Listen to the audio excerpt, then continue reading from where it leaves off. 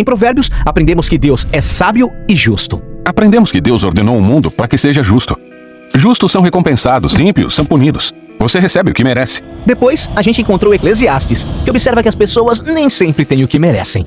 Sim, ele diz que o mundo nem sempre é justo, a vida é imprevisível e difícil de compreender, assim como a fumaça. Isso me faz pensar se Deus é mesmo sábio e justo. Exato.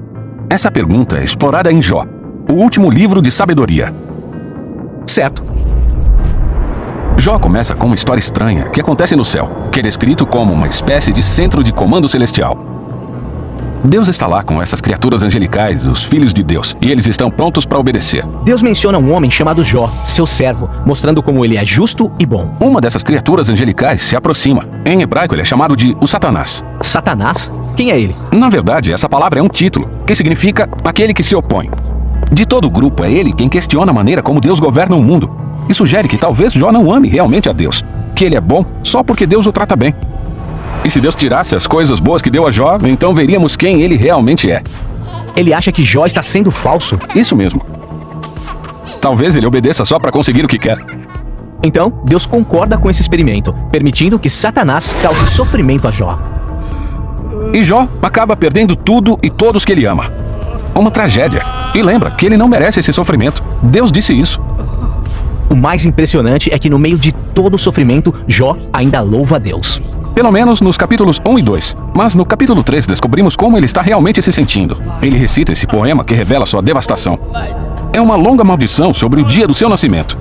Depois, alguns dos amigos de Jó aparecem para ajudar. E todos dizem coisas como: Jó, você deve ter feito algo muito ruim para merecer isso. Afinal, sabemos que Deus é justo e que o mundo é ordenado pela justiça e integridade de Deus. Então, você deve estar recebendo o que merece. Nos 34 capítulos seguintes, Jó e seus amigos conversam em uma poesia hebraica bastante densa. Seus amigos continuam especulando por que Deus enviara esse sofrimento, e até começam a inventar listas com pecados que Jó poderia ter cometido. Mas depois de cada acusação, Jó defende sua inocência. E Jó é inocente. Sim, ele é. Ele está numa montanha russa de emoções. Em alguns momentos ele está confiante de que Deus ainda é sábio e justo. E em outros ele duvida da bondade de Deus. Inclusive, ele chega a acusar Deus de ser negligente, injusto e corrupto. No final do diálogo, Jó exige que Deus venha e se explique pessoalmente. E Deus faz isso. Ele vem como uma grande nuvem de tempestade. Deus não dá para Jó uma resposta direta. Ele não conta sobre a conversa com Satanás. Ele faz diferente. Deus leva Jó em um tour virtual pelo universo.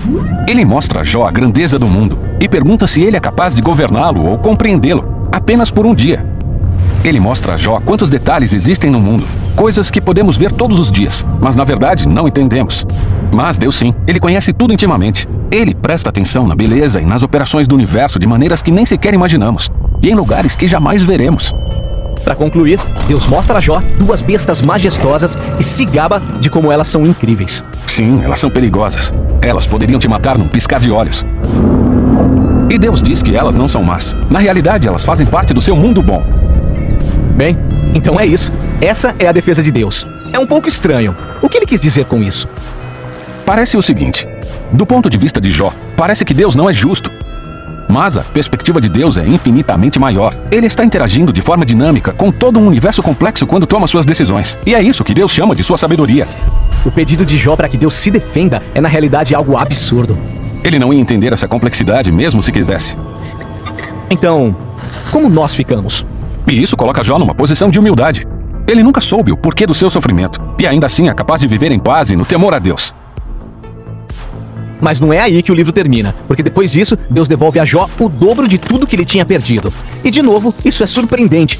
Foi uma recompensa? Será que Deus estava dizendo: parabéns, Jó, você passou nesse teste? Não, o livro inteiro deixa claro que quando Jó perdeu tudo, isso não era uma punição. Então receber de volta não é recompensa. Por que ele recebe tudo de volta? Deus, na sua sabedoria, decidiu presentear Jó. Não sabemos o motivo, mas sabemos que agora Jó se tornou o tipo de pessoa que, aconteça o que acontecer, bem ou mal, ele confia na sabedoria de Deus.